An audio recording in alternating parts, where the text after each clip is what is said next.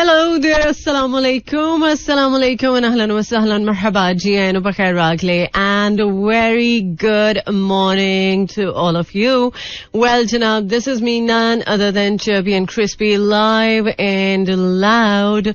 हरी अनौरी आयशा मलिक आपके साथ, आपका हमारा साथ रहता है एवरी मंडे टू सैटरडे सुबह 11 बजे से लेकर दोपहर 1 बजे तक, and the show is called talk of the town. So today is Tuesday और आज 11:14 पर आपका मेरा साथ शुरू हो रहा है. उम्मीद है कि 1 बजे तक आप मेरे साथ रहेंगे. और अगर आपने अभी के अभी ट्यून इन किया है 107.4 की फ्रीक्वेंसी को, थैंक यू सो मच, बहुत बहुत शुक्रिया. हो सकता है बहुत सारे लोग इस वक्त पहली बार सुन रहे हो, या हो सकता है कुछ लोग रेगुलरली मेरा प्रोग्राम सुनते हैं. सो बहुत बहुत शुक्रिया आप सब लोगों का. सो आज के प्रोग्राम में बहुत सारी अपडेट्स, बहुत कुछ है जो आपके साथ शेयर होता रहेगा थ्रू आउट द शो. और चूंकि कल के दिन में कुछ ऐसे इंसिडेंट्स हुए जिनके बारे में हर कोई बात कर रहा है सोशल मीडिया पर.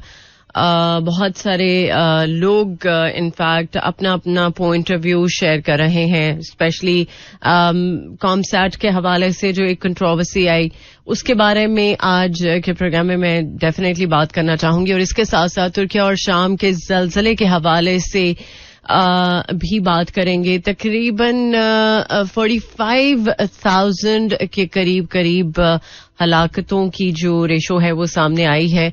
और दोबारा से जो एक जलजले के झटके महसूस हुए, तकरीबन 6.3 का मैग्नीट्यूड था जलजले का. और उम्मीद है कि वहां के लोगों के लिए हम जो कि दुआगो हैं कि वो सेफ एंड साउंड रहें. बट यू नो, एक बार फिर से ऐसा होना, और अभी शायद उनके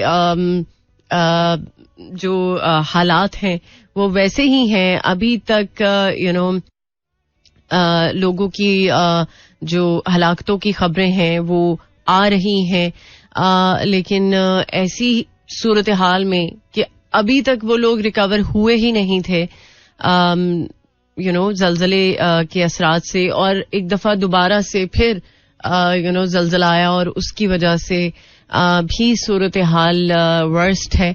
सो इस हवाले से भी बात करेंगे. और ऑन एंड ऑफ आप एक पब्लिक सर्विस मैसेज भी सुन रहे हैं हमारी ट्रांसमिशन में. सो मैं कोशिश करूंगी कि इस हवाले से जरा डिटेल में बात करें. और वो लोग जो प्रोग्राम में पार्टिसिपेट करना चाहते हैं और अपना पॉइंट ऑफ व्यू शेयर करना चाहते हैं, बिल्कुल आप शेयर कर सकते हैं. और उसके लिए 4471 is the number two text in, या फिर चाहें तो आप यूट्यूब पर मेरा एफएम का जो चैनल है उसको सब्सक्राइब करके हमारे जो शोज आप सुनते हैं उनको देख के भी अपना फीडबैक वहां पर कमेंट्स की सूरत में शेयर कर सकते हैं. और सिर्फ यही नहीं बल्कि आप मुझे डायरेक्ट मैसेज भी भेज सकते हैं इंस्टाग्राम पे Ayesha Malik official, it's AISHAMALIK. फिलहाल हमारे पास एक अदद ब्रेक है. ब्रेक से लौट कर आएंगे और कुछ मजीद आज के प्रोग्राम के हवाले से करेंगे बातचीत. सुनते रहिए talk of the town. Alright, welcome back once again. Well, बहुत सारे वो लोग जो PSL को फॉलो कर रहे हैं, और इनफैक्ट लाहौर में भी PSL के हवाले से तैयारियां जो है वो उरूज पे हैं. और लाहौर की तैयारी तो यू नो पता चल जाती है. जो लिबर्टी राउंड अबाउट है उसको सजाया जाता है, उसके आस पास की जगहों को सजाया जाता है, और बड़े अच्छे तरीके से ये खास तौर पे एहतमाम किया जाता है. मैं समझती हूँ कि सिर्फ मैचेस के लिए ही क्यों ये एहतमाम होता है, वैसे भी लाहौर की खूबसूरती को इनहांस किया जा सकता है. इनफैक्ट आजकल आप सब लोग जो स्पेशली लिबर्टी की तरफ आते हैं या गुलबर्ग साइड पे आपको आना होता है, सो आप को नो डाउट एक ऐसा रोड जिस पर कंस्ट्रक्शन हो रही है कलमा अंडरपास की तरफ से अगर आप आ रहे हैं तो डेफिनेटली आप बहुत परेशान हो रहे होंगे. और ये वैसे जो मंसूबा था जिसके बारे में ये बात की जा रही थी कि शायद 1 महीने के अंदर अंदर कंस्ट्रक्शन का काम हो जाए, लेकिन ये साल से भी ऊपर जाएगा. इनफैक्ट 6 महीने तो हो चुके हैं. बट लेट्स सी रोड्स की सूरत हाल जल्द से जल्द बेहतर हो, ताकि आवाम जो है वो जो परेशानी उठा रही है उससे छुटकारा मिल सके. अच्छा, एक चीज से मुझे बड़ा इख्तलाफ होता है. अगर एक रोड बिल्कुल सही बना हुआ है, जैसे पिछले साल लाल शहबाज कलंदर जो अंडरपास है वो बन रहा था, और वो भी तकरीबन 8 से 10 महीने का काम था, और जो लोग फिरदौस मार्केट की तरफ आना जाना जिनका रहता था, सो उनको बहुत ज्यादा दिक्कत का सामना करना पड़ा. और अब मेरा ख्याल है कि ये मेन रोड है, और इस पर हर तरफ से लोग अपना रूट हैं. सो ये चारों तरफ की डायरेक्शंस का रोड है, और अब कंस्ट्रक्शन का हाल ये है कि स्टिल कंस्ट्रक्शन हो तो रही है, दिन रात करके लोग काम तो कर रहे हैं, बट अभी तक कोई सूरत हाल वाज़िया नहीं हुई कि ये अंडरपास या फ्लाईओवर कब तक बन सकता है, क्योंकि अंडरपास का भी चांस है, और फ्लाईओवर भी कुछ लोग कह रहे हैं कि फ्लाईओवर बनाना है, इस वजह से जरा काम जो है वो थोड़ा ताखीर का शिकार है. बट मेरा ख्याल है जो बना बनाया रोड था उसको नहीं डिस्टर्ब करना चाहिए था, लेकिन चलें, क्या किया जा सकता है. बहरहाल उम्मीद है कि आप अगर ड्राइव कर रहे हैं, चाहे लाहौर में है, इस्लामाबाद में है, सियालकोट या कहीं भी किसी भी शहर में है, और आपको इस तरह का कोई प्रॉब्लम फेस करना पड़ रहा है, सो मेरी हमदर्दियां आप सब लोगों के साथ है, क्योंकि आई कैन अंडरस्टैंड आप अगर ट्रैफिक में स्टक हो जाते हैं और रोड की कंस्ट्रक्शन हो रही है, तो आप को ये भी खदशा हो जाता है कि व्हील जो है वो खराब ना हो जाए. और मुझे तो खैर ये इशू रहा है रोड की कंस्ट्रक्शन की वजह से, लेकिन आए दिन आपको पंक्चर लगवाना पड़ जाता है. सो ये कुछ इश्यूज रहते हैं जब रोड की कंस्ट्रक्शन होती है, तो उम्मीद है कि ये मामला जल्द से जल्द सॉर्ट आउट हो जाएगा. मैं तो ये सोच रही हूँ कि जिन दिनों में लाहौर में मैचेस हैं, उन दिनों में क्या सूरत हाल होगी, और क्या ट्रैफिक पुलिस ने जो भी अहम इकदामात हैं, स्पेशली ट्रैफिक की सूरत हाल को लेके, क्या वो मेक श्योर कर लिए हैं. उम्मीद है कि ऐसा ही होगा. अगर नहीं होगा तो आवाम तो रुल जाएगी सीरियसली.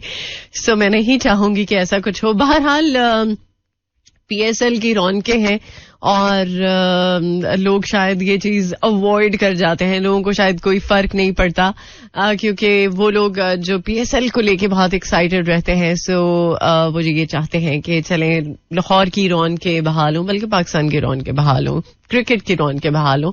सो पेशावर ज़ल्मी ने चूंकि कोयटा ग्लैडिएटर्स को 4 विकेटों से शिकस्त दे दी, और लाहौर कलंदर्स के कुछ अहम ऑलराउंडर्स हैं जिनकी इंजरी भी टॉक ऑफ द टाउन बनी हुई है. इस हवाले से भी जरा बात करेंगे आगे चल के. और लाहौर कलंदर्स और कोयटा ग्लैडिएटर्स का आज टाकरे का मैच होने वाला है, और बाबर आजम के बारे में एक बड़ी अच्छी खबर आ रही है, और बाबर आजम ने रिकी पॉन्टिंग की 27 को एजाज करार दे दिया है. और बेसिकली बाबर आजम का जो बैटिंग स्टाइल है, या जो उनका गेम का अंदाज है, उसके हवाले से भी मुझे बात करनी है. और ये मेरा ख्याल है कि पाकिस्तान के लिए बड़ी प्राउड की बात है. और कल मैं जब ये चीज देख रही थी सोशल मीडिया पर, उनको प्रेज किया जा रहा था, सो मैं बहुत ज्यादा खुश हो रही थी कि अच्छा, सीरियसली, मतलब हमारे प्लेयर्स को भी इस तरह से हाईलाइट किया जा रहा है, और उनकी मेहनत को अप्रिशिएट किया जा रहा है. अगर कोई अच्छा काम कर रहा है तो उस चीज को हाईलाइट करने के साथ साथ उस प्लेयर के बारे में जब बात होती है तो सीना चौड़ा हो जाता है. तो जाहिर सी बात है, बाबर आजम नो डाउट एक बहुत ही अमेजिंग प्लेयर है, और अगर उनके बारे में बात हो रही है तो बात होनी चाहिए, क्योंकि वो इस काबिल है. सो बहरहाल प्रोग्राम में आगे चल के बहुत सारी बातें हैं. अभी बाबर आजम का टॉपिक छिड़ गया है, तो उनके बारे में डेफिनेटली मैं बात करूंगी आगे चल के. बट अभी एक जबरदस्त सा ट्रैक, इसके बाद फॉर श्योर करेंगे आपको ज्वाइन. सुनते रहिए talk of the town. Oh yes, जहां फैंस वहां स्टेडियम. भाई फैंस जब स्टेडियम का रुख करेंगे तो फिर ऐसा तो होगा ही, और स्टेडियम की रौनकें बहाल करने के लिए जाहिर सी बात है स्पेक्टेटर्स का होना बहुत ज्यादा जरूरी है. और पिछले कुछ अरसे से जो अवाम है वो काफी ज्यादा मेरा ख्याल है डिसिप्लिन हो चुकी है जब बात आती है क्रिकेट मैच की, और स्पेशली स्टेडियम में जाकर मैच देखने की. उम्मीद है कि लाहौर के जो मैचेस होंगी उनकी जो टिकट्स है वो जरा सस्ते दामों भी होंगी. पिछले शायद मैंने पिछले वीक में आपके साथ शेयर किया था कि जो पहला मैच है उसकी टिकट की जो फरोख्त है वो बहुत ज्यादा जल्दी हुई, और लोगों ने बहुत जल्दी की टिकट खरीदने में. और उम्मीद है कि लाहौर के मैचेस में ऐसी सूरत हाल अगर होगी तो वो लोग जो वाकई में मैच देखने की खातिर स्टेडियम जाना चाहते हैं सो उनको कम से कम टिकट जरूर मिले, ना कि ये हो कि ब्लैक में टिकट जो है वो बिकना शुरू हो गई. अच्छा, हम बाबर आजम के बारे में बात कर रहे थे. बाबर आजम नो डाउट एक बहुत ही स्पेक्टेकुलर बैट्समैन है, और उनकी जो बैटिंग टेक्निक है उसके बारे में अगर बात करें तो मतलब ये पाकिस्तान के लिए बहुत एक प्राउड मोमेंट है कि बाबर आजम की जो बैटिंग टेक्निक है वो इंग्लैंड के इंटरनेशनल क्रिकेट कोचिंग अकेडमी में पढ़ाई जा रही हैं, और वहां के जो यंगस्टर्स हैं वो बेसिकली बाबर आजम की जो बैटिंग टेक्निक्स है उनसे फायदा उठाएंगे. और जाहिर सी बात है जब कुछ अच्छी टेक्निक उनको सिखाई जाएगी तो वो सीख के एक अच्छे प्लेयर के तौर पर उस एकेडमी से बाहर निकलेंगे. नो डाउट बाबर आजम की कैप्टनसी या उनकी जो गेम है उस पर बहुत सारे लोग तरह तरह के सवाल उठाते हैं, लेकिन मेरा ख्याल है कि जिस इंसान का नाम होता है, जिस इंसान का काम होता है, उसी के बारे में बात होती है. ऐसा नहीं है क्या? ऐसा ही है. और अगर बाबर आजम के बारे में बहुत ज्यादा बात की जाती है तो नो डाउट उन्होंने कुछ किया है तो बात होती है, और बिना किए ना तो किसी की बात होती है, ना किसी का चर्चा होता है, और ना ही उसकी टेक्निक्स के बारे में किसी को सीख दी जाती है.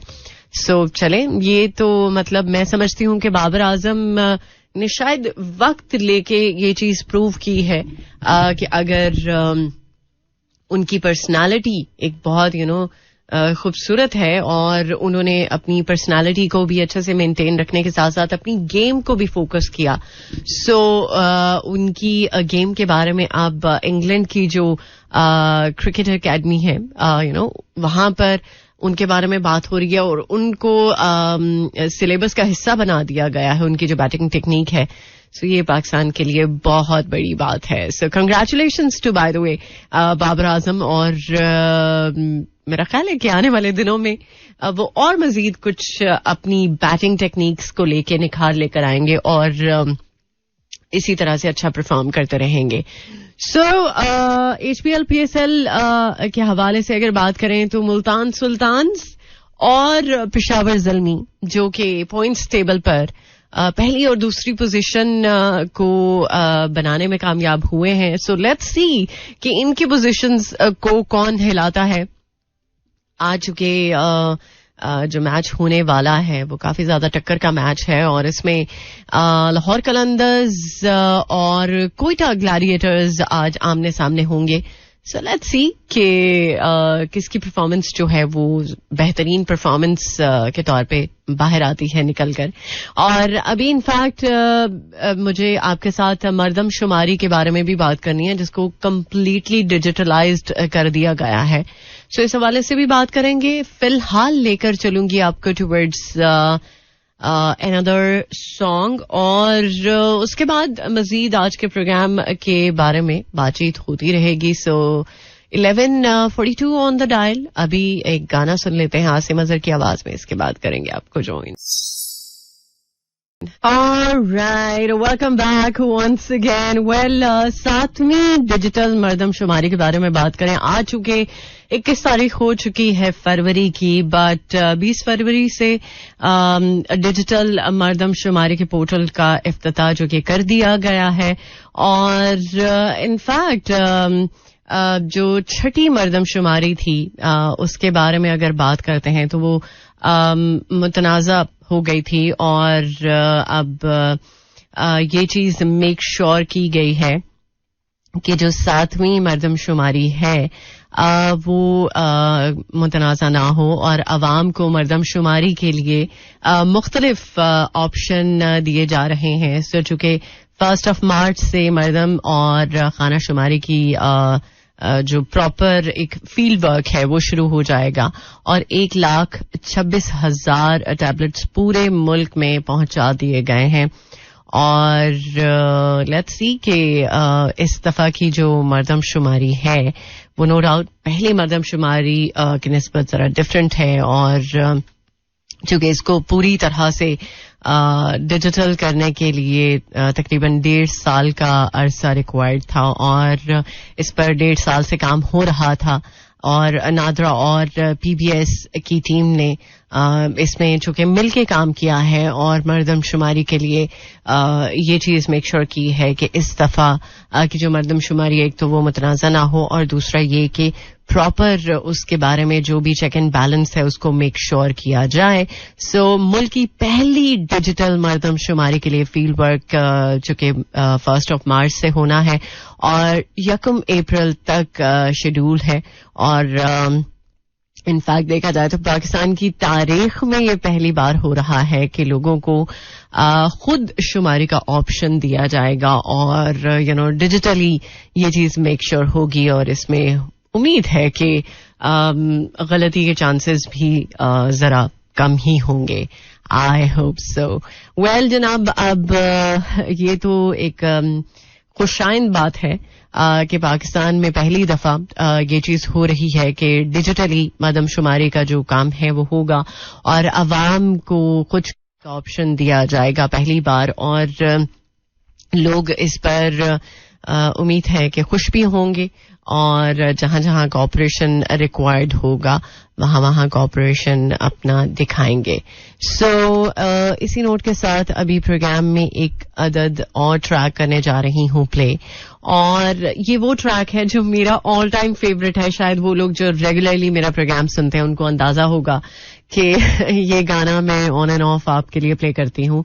सो इस गाने के बाद प्रोग्राम के सेकंड हाफ में आपको करेंगे ज्वाइन. मजीद आज के प्रोग्राम की अपडेट्स को डेफिनेटली आपके साथ शेयर करती रहूंगी थ्रू आउट द शो. फिलहाल इस गाने को सुनते हैं, इसके बाद प्रोग्राम के सेकंड हाफ में करेंगे आपको ज्वाइन.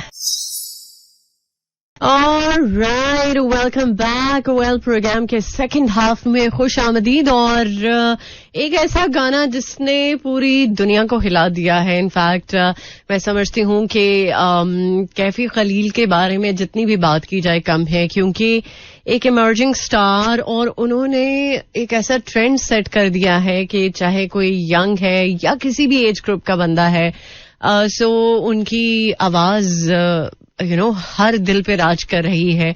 और कहानी सुनो जो उनका एक रीसेंट रिलीज है और इस गाने के डिफरेंट वर्जन सामने आए और कुछ लोगों ने कोशिश की कि इस गाने के साथ जस्टिस कर सके. कुछ लोग कर पाए, कुछ लोग बस 50-50 समझ सकते हैं. बट ये है कि कहानी सुनो उन सॉन्ग्स में से एक सॉन्ग है कि जिसने YouTube पर मोस्ट वॉच्ड वीडियो का जो एक अवार्ड है वो अपने नाम कर लिया है. और इनफैक्ट अभी तक के इस सॉन्ग के जो व्यूज हैं ऑन YouTube वो 100 मिलियन हो चुके हैं, जो कि बहुत बड़ा माइलस्टोन है. So congratulations to the whole team of the song. और इनफैक्ट इस गाने को सिर्फ पाकिस्तान में ही अप्रिशिएट नहीं किया गया बल्कि पूरी दुनिया की जब बात मैं कर रही हूं तो चाहे अक्रॉस द बॉर्डर हम बात करते हैं या फिर थोड़ा सा और आगे चले जाते हैं, सो इस गाने को ही नहीं बल्कि कैफी खलील को भी लोगों ने बहुत अप्रिशिएट किया है. कैफी खलील का जो एक ऑरा है, जो एक कामनेस है, वो लोगों को बहुत पसंद आई है. और उनके कुछ रीसेंट जो इंटरव्यूज हैं, उसके छोटे छोटे क्लिप्स जो हैं वो इस गाने के साथ बहुत ज्यादा वायरल हो रहे हैं. So congratulations to Kaifi Khalil. I hope कि अब चूंकि आपसे उम्मीदें बहुत ज्यादा लग चुकी हैं और हर वो बंदा जो कैफी खलील को सुनता है और स्पेशली उनका कहानी सुनो, जिसने भी सुना है वो अब चाहेगा कि कैफी खलील इससे भी कुछ बड़ा सॉन्ग बनाए और वो इसी तरह से लोगों को पसंद आए. सो उम्मीद है कि कैफी खलील इस अपनी सॉन्ग की जो सक्सेस है उससे खुश होंगे और जो 100 मिलियन को क्रॉस करने का माइलस्टोन है, ये कुछ छोटी बात नहीं है, seriously.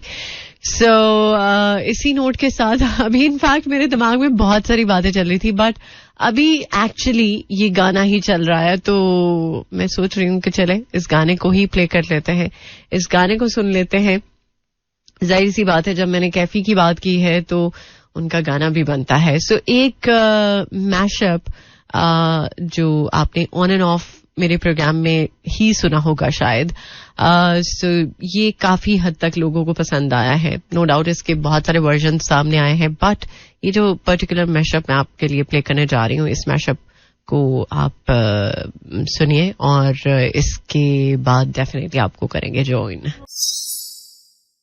Alright, welcome back once again. Well, अभी एक ऐसा मामला जिसके बारे में कल से बात हो रही है और बहुत सारे वो लोग जो इस चीज को कंडेम कर रहे हैं जो कॉमसैट यूनिवर्सिटी में हुआ और एक लेक्चरर जिसने एक पेपर बनाया और उस पेपर पर जो कुछ भी लिखा एक सवाल की सूरत में जो कि बहुत ही गैर इखलाकी था और इस पर बहुत सारे लोगों ने बहुत तरह तरह की बातें की. सबसे पहले जो एक सवाल उठता है जब पेपर बनाया जाता है तो वो सिर्फ एक बंदे की पहुंच में नहीं होता बल्कि उसको रीचेक किया जाता है और फिर आगे फर्दर जो भी उसका प्रोसेस होता है वो होता है.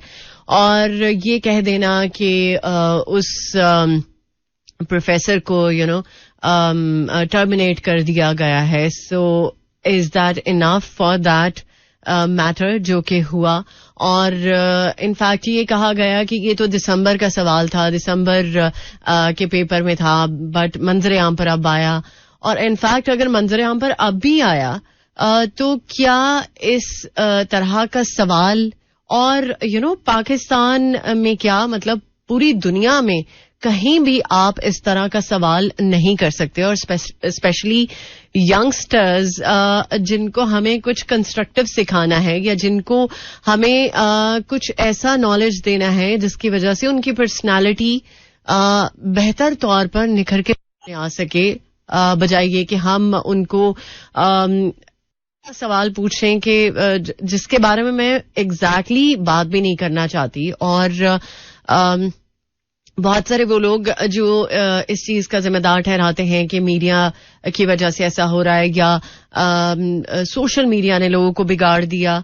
आपकी अपनी भी तो एक जिम्मेदारी है, आपकी अपनी भी तो एक रिस्पॉन्सिबिलिटी है.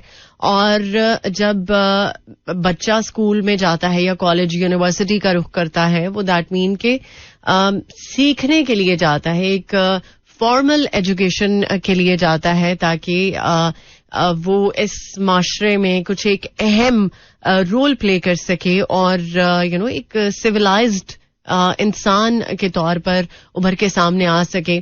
सो सबसे पहले तो ये कि उस टीचर को, उस प्रोफेसर को, उस लेक्चरर को टर्मिनेट कर देना सिर्फ ये सोल्यूशन नहीं था इस मैटर का, बल्कि मुझे ये लगता है कि वो university, yes I am talking about COMSATS university, so उसको सील कर देना चाहिए. क्योंकि अगर कोई कड़ा कदम नहीं उठाया जाएगा अभी जो सिचुएशन हुई है, सो इस तरह के फिर वाकयात होते रहेंगे. क्योंकि शुरुआत होने की बस बात होती है, फिर कुछ ना कुछ ऐसे इंसिडेंट्स आमने सामने आते ही रहते हैं और फिर लोग उस पर बात करेंगे, फिर चुप कर जाएंगे और एक ऐसा वाकया जिसकी वजह से यंगस्टर्स क्या बल्कि पूरा मुआशरा जो है वो डिस्टर्ब हुआ है और उन लोगों को लाइन हाजिर करना चाहिए जो लोग इस चीज में मुलविस थे और उनको कड़ी से कड़ी सजा देनी चाहिए। और स्पेशली टीचर के पेशे के बारे में हमेशा ये बात होती थी कि टीचर का जो पेशा है वो बहुत ही ज्यादा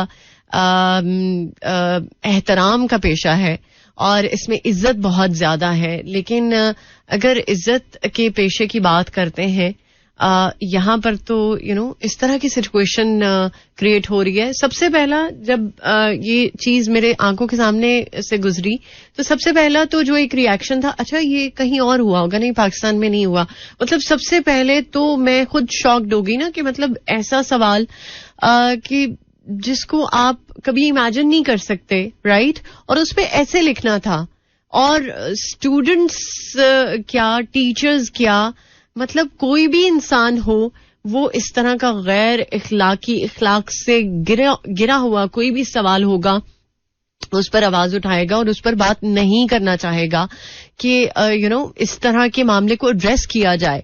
और उस टीचर की जुर्रत चेक करें कि उसने जो सवाल मतलब लिखा तो लिखा ही बट वो उस पर डटा रहा और उसको जरा ख्याल ही नहीं आया। शायद उसको मेरा ख्याल है कि लिटरली मुझे लगता है कि शायद वो किसी और ही जोन में था जब उसने ये सवाल लिखा। और फिर ऊपर से सोने पे सुहागे वाली बात ये कि वो पेपर अप्रूव हुआ एग्जामिनेशन हॉल में जाने के लिए और वो डिस्ट्रीब्यूट हुआ पेपर और स्टूडेंट्स ने इस पर आवाज उठाई तो पता चला कि भाई ऐसा कुछ गैर इखलाकी सवाल है कि जिस पर स्टूडेंट्स को इस कदर एतराज है कि वो उस पेपर को हल ही नहीं करना चाहते, राइट? सो इस तरह के अगर मामलात होते रहेंगे तो मेरा ख्याल है कि अब इट्स हाई टाइम कि उस टीचर को तो ठीक है टर्मिनेट कर दिया बट ये आखिरी सोल्यूशन नहीं है। और मेरा ख्याल है कि अब हुकूमती सतह पर इस मामले को एड्रेस किया जाए और कहा तो जा रहा है कि सेनेट में वो पेपर जो है वो इशू किया गया है और उसके बारे में बातचीत हो रही है और लेट्स सी हुकूमत इस पर अपना क्या स्टैंड देती है और उस यूनिवर्सिटी को क्या सील किया जाएगा या जस्ट एक लेक्चरर के सस्पेंड होने तक बात खत्म हो जाएगी। सो इस पर बहुत सारे लोगों ने बहुत कुछ कहा है और मैं चाहूंगी कि अगर आप भी अपना ओपिनियन शेयर करना चाहते हैं, you are more than welcome. So ऐसे सेंसिटिव इशू पर मैं बात करना चाह रही थी, लेकिन लिटरली मैं भी इंसान हूं, मुझे भी लगता है कि यार एक ऐसा मामला, एक ऐसा मैटर जो बहुत ज्यादा सेंसिटिव है, जिस पर बहुत सारी बातें सामने आ रही हैं और बहुत सारे लोगों ने इस पर अपना अपना पॉइंट ऑफ व्यू रखा है। सो ऐसे मामले को क्या पब्लिकली या ऐसे प्लेटफॉर्म्स पर एड्रेस करना सही है? लेकिन जब जाहिर सी बात है एक चीज उठ चुकी है, एक चीज के बारे में बात हो चुकी है, तो व्हाई नॉट उसको हाईलाइट करना हम सब की जिम्मेदारी है और हम लोग तो अपना रोल प्ले कर लेंगे बट इसको on a bigger platform, on a bigger level किस तरह से एड्रेस किया जाएगा ये अब हमें देखना है। सो इसी नोट के साथ अभी प्रोग्राम के सिलसिले को आगे बढ़ाऊंगी और मजीद कुछ बातचीत का सिलसिला जो कि कंटिन्यू रहेगा थ्रू आउट द शो। अभी एक और ट्रैक सुनेंगे और इसके बाद कुछ मजीद अपडेट्स आपके साथ शेयर करती रहूंगी थ्रू आउट द शो। सुनते रहिए talk of the town. Alright, welcome back once again. Well, कुछ जरा हेल्दी खानों के बारे में बात कर लेते हैं। वैसे तो नॉर्मली हर रोज मेरे प्रोग्राम में कुछ न कुछ हेल्दी नोट पे बात होती ही है, क्योंकि जाहिर सी बात है अल्लाह ताला ने अगर हमें सेहत जैसी नेमत से नवाजा है तो इसका ख्याल रखना भी हम सब पर फर्ज है, जरूरी है. सो वो लोग जो मीठा खाने के बहुत ज्यादा शौकीन हैं और उन्हें लगता है कि मीठे के बगैर वो नहीं रह सकते, वो कोई भी खाना है उसमें उनको मीठे की जो मिठास है वो बहुत ज्यादा महसूस होनी चाहिए. लेकिन यह है कि कुछ लोग आर्टिफिशियल मिठास जाए कुदरती तौर पर जो हम मीठा खा सकते हैं, जैसे फ्रूट्स की सूरत में या प्लांट्स की सूरत में, बहुत सारे वो लोग जो इस हवाले से बहुत ज्यादा पढ़ते हैं या उन्हें नॉलेज है तो वो इस चीज को समझ रहे होंगे मैं किसकी बात कर रही हूँ. अब एक रीसेंट रिसर्च हुई जिसके थ्रू ये बात कही जा रही है. वैसे तो हमें पता है कि मीठा जो है वो सेहत के लिए बहुत बहुत बहुत ज्यादा नुकसान का बायस बनता है, बट वो लोग जो शायद इसको सुन के इग्नोर कर देते थे तो अब उनको जरा थोड़ा सा अपने आप को जगाना पड़ेगा, क्योंकि जब हम बहुत ज्यादा मीठा खाते हैं तो उसकी वजह से फालज के जो इम्कानात हैं वो बढ़ जाते हैं और डायबिटिक होने का तो खदशा होता ही है, बट डायबिटिक के साथ साथ आप पैरालिसिस की तरफ भी जा सकते हैं. सो ये एक ऐसा मामला है जो आप को एक तरह की माजूरी दे सकता है और कोई भी इंसान इस तरह की सिचुएशन में नहीं आना चाहता कि वो किसी पर डिपेंडेंट हो जाए. सो बहुत सारी रिसर्चेज होती हैं दुनिया भर में, लेकिन स्पेशली मिठास जो कि आर्टिफिशियली हम लेते हैं उस पर बहुत ज्यादा लोगों ने काम किया और उन्होंने इस चीज को जो फाइनल रिजल्ट्स हैं उसको सम अप करते हुए कहा कि दिल के भी मसाइल हैं, शुगर के भी मसले हैं, बट इसके साथ साथ फालज का जो प्रॉब्लम है वो बहुत ज्यादा बढ़ सकता है उन लोगों में जो मसनूई तौर पर मिठास बहुत ज्यादा लेते हैं और इनफैक्ट कैलोरीज का इंटेक भी बढ़ जाता है और मोटापा एक अलग प्रॉब्लम है जो कि सारी प्रॉब्लम्स से बड़ी प्रॉब्लम है.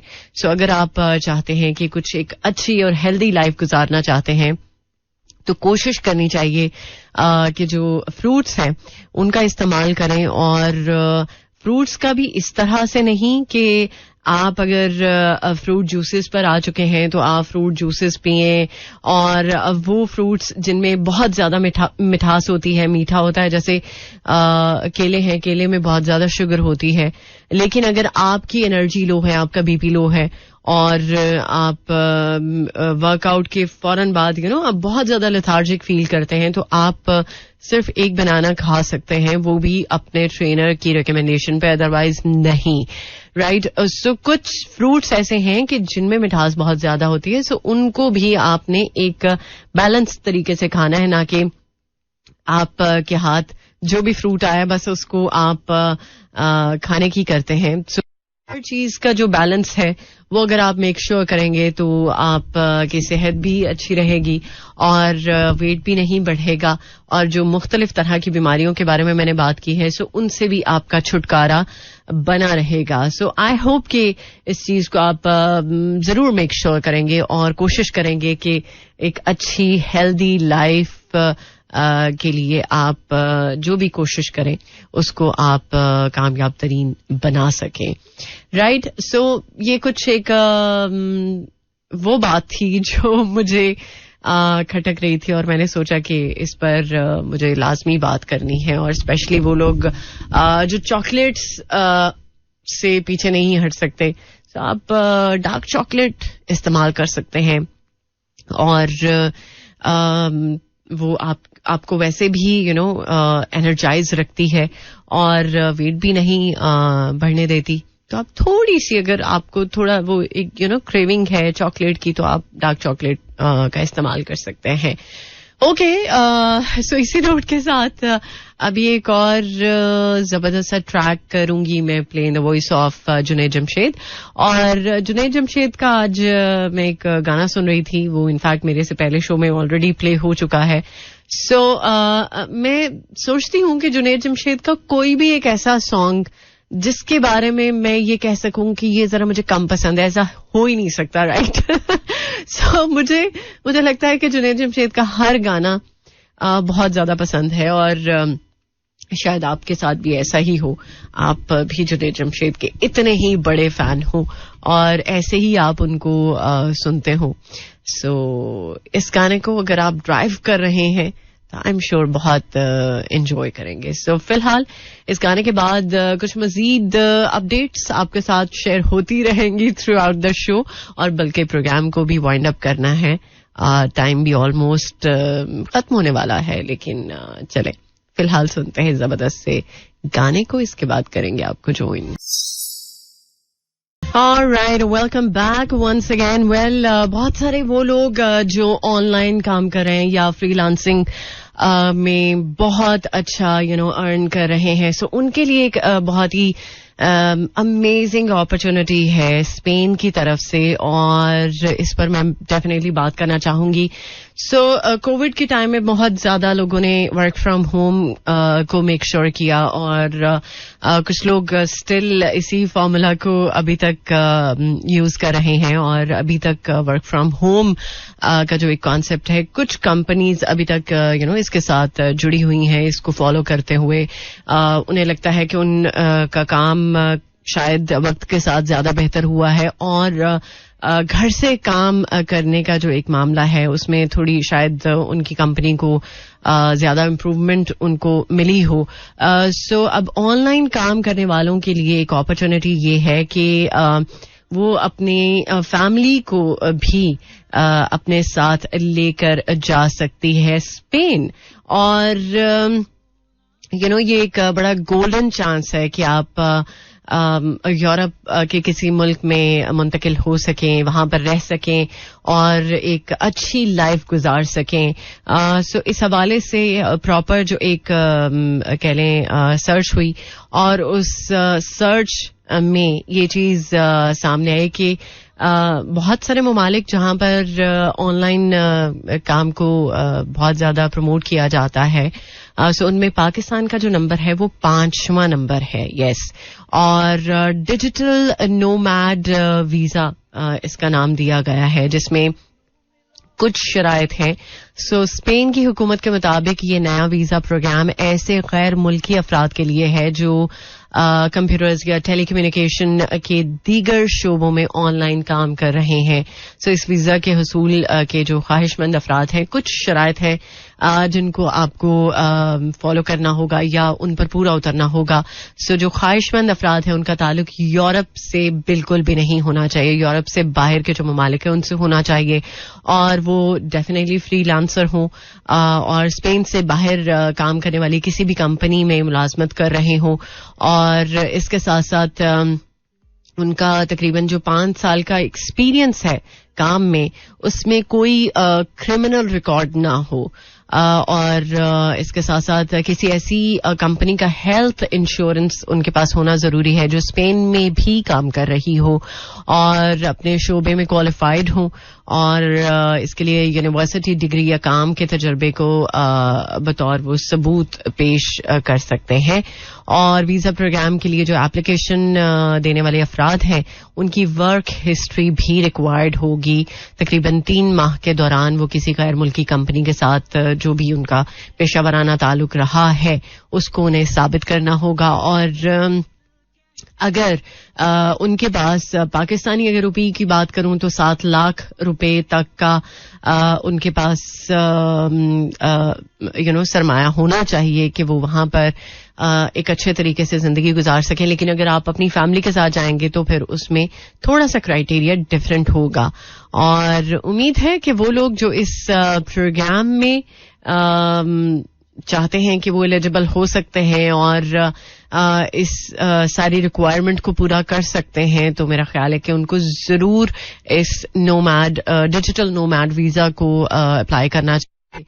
और आने वाले दिनों में हो सकता है कि ये अपॉर्चुनिटी उनके लिए गोल्डन अपॉर्चुनिटी हो और हो सकता है कि आपका और आपकी फैमिली का फ्यूचर ब्राइट हो सके. सो हर इंसान कोशिश करता है कि वो अच्छी से अच्छी जिंदगी गुजार सके और उसके लिए वो जाहिर सी बात है कोशिश भी करता है, मेहनत भी करता है, और उसके बाद अगर उसको उसका रिजल्ट एक पॉजिटिव तरीके से मिलता है तो क्या ही बात है. सो इस अच्छे और हेल्दी नोट के साथ अब आप सबसे इजाजत चाहूंगी. इंशाल्लाह जिंदगी रही तो मुलाकात होगी आपके साथ कल सुबह 11 बजे. Till then take care. अल्लाह हाफिज, अल्लाह निगहबान एंड खुदा पमान. This is Mira FM 107.4.